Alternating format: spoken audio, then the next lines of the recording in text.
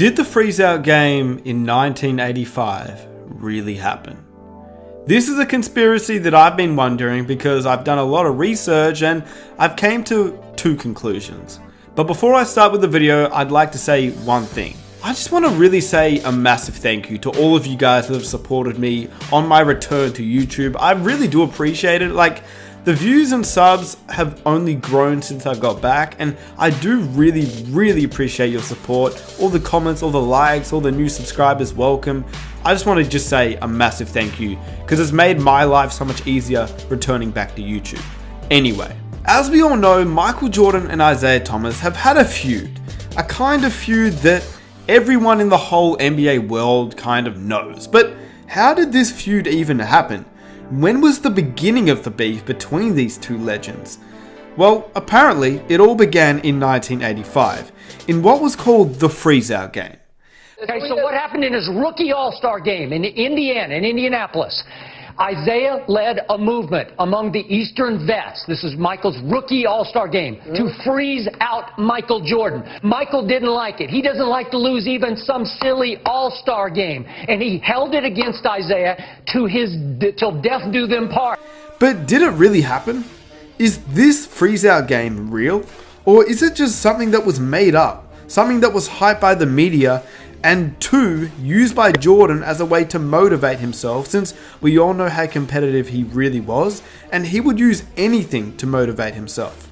A few things before I start. I read this story in an article written by a man named Sam Smith on the HistoryBulls.com website, so I'll link that in the description if you guys want to read it yourself. Secondly, if you enjoy these types of videos, be sure to subscribe for more, leave a like if you guys want to support me and the channel, and I hope you guys enjoy the video. First, let's state the reasons why it may not be real, and then afterwards, let the conspiracy theory begin. So the first reason why it may not be real. Isiah Thomas was only a fourth-year player in the league.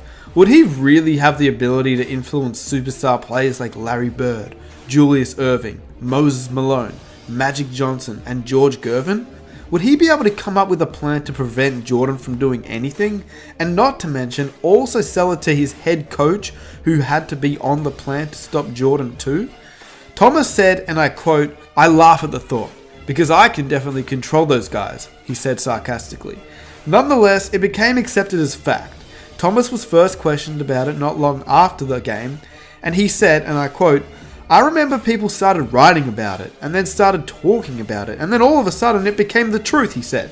"Now it's written in books, and people just assume it's fact. You're talking about Julius Erving, Larry Bird, Moses Malone, and myself all getting in a huddle someplace and saying, hey, let's not give Jordan the ball. I mean, that is absurd." But how did that story even come about, considering at this stage in their careers, there was no beef or rivalry yet? This was a fourth-year player and a first-year rookie superstar in Jordan. Well, this is the breakdown. It was actually all brought up by a newspaper columnist who got the story to kick off. The reporter's name was Charlie Vincent, and he worked at the Detroit Free Press. Because of this, he became close with the Michigan guys, Isiah Thomas and Magic Johnson. He also became close with George Andrews, who was Magic Johnson's agent. This is what Andrews said really happened. On Saturday night during workouts, Michael wore his Nike warm-ups, which at the time was a violation of the NBA's protocol. He was promoting Nike. He was ignoring an unwritten rule that you wore All-Star stuff to the All-Star game. Some of the All-Stars, particularly Isiah and Magic, supposedly took offense to this. Or maybe they were just sick of Jordan's popularity. Either way, the story goes that the veteran guys got upset, saying, "Who the heck is this rookie? He's not acting the way that he should," and so on. No question, they were just mad at him. Which, to be honest, at the time, it's kind of fair enough when you think about it. You have this rookie who just comes in the league and decides to do what he likes and wear what he wants, but at the same time, he was Michael Jordan.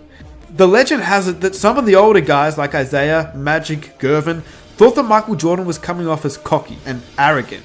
The fans voted Jordan, after all, as an all-star starter during his rookie season, with the most votes in the history at that time, leading to what Jordan would call jealousy. He suggested that they were just upset by the amount of attention Jordan was receiving.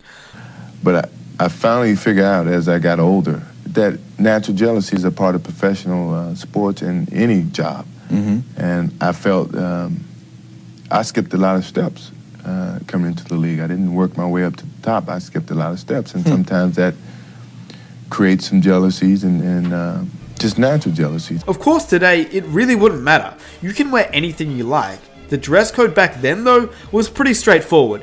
Everyone kind of wore the same thing, and he may have just rubbed them the wrong way.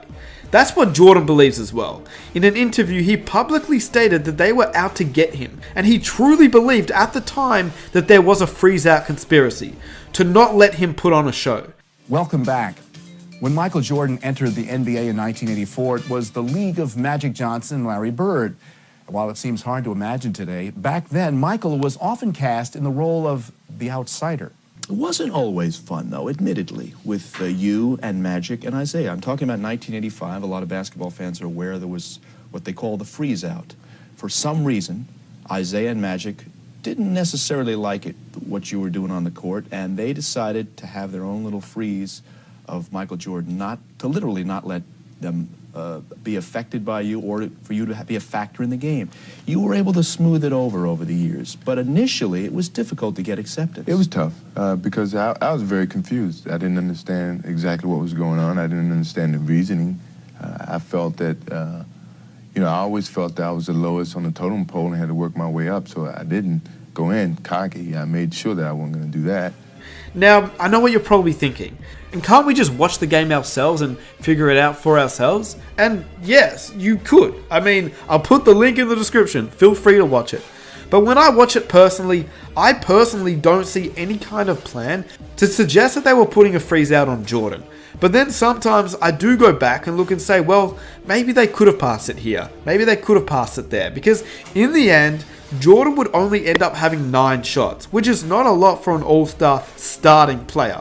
Whilst no player involved has ever confirmed that the freeze-out game ever occurred, the story has long been reported, and Jordan has even spoken about it, whilst Isaiah Thomas has ridiculed about the idea that he masterminded a plan to freeze out Jordan, and he claims it was ludicrous. But in his autobiography, For the Love of the Game, Jordan said this: "I was very aware of what I had done on the court during the first half of my rookie year. The last thing I wanted to do in the 1985 All-Star Game was draw even more attention to myself. I brought my family with me to the All-Star Game, and the plan was to soak in all the atmosphere, meet the players, and play the game. My mindset was to blend in and not make any waves, exactly what I was trying to avoid happen anyway. I broke out the first Nike Air Jordan sweats during the slam dunk competition, and certain players, Isaiah Thomas and Dominique Wilkins for starters, thought I was being disrespectful. I thought I was doing Nike a favor. They had invested so much in me, and I figured that wearing the warm-ups would just be good for the company. There were other incidents, if you want to call them that, where I was perceived one way when I was thinking the complete opposite. Someone said that I didn't say hello to Isaiah in an elevator. But there was a reason. I was in an elevator full of great players, and I was afraid to say anything. I didn't want to come off as being too confident, so I didn't say a word. The next day, I'm back in Chicago, and a reporter comes up to me after practice and tells me about the freeze-out. He said Isaiah, Gervin, and some other players were laughing about how they tried to embarrass me during the game by freezing me out or not giving me the ball. I didn't notice a thing, to tell you the truth, but that incident was one of my most painful experiences of my life up to that point. The next night, we played Detroit at home, and I played like I was possessed. And well, he did. Here's the game. Jordan went for 49 points versus the Pistons in a game known as the Freeze-Out Revenge Game. So in the end, no one really knows what actually happened behind closed doors. Do you think that Isaiah Thomas had it out for Jordan and told his teammates not to let this young rookie just do whatever he wants? Do you think he really made a plan to prevent him, or do you think that there was just no plan at all? Jordan just didn't do that much during the All-Star Game and blamed it on Isaiah and Magic later on. Jordan did state that he thought the freeze-out game initially occurred, but then recently during his Hall of Fame speech, he retracted that statement, saying that he was just happy to be there.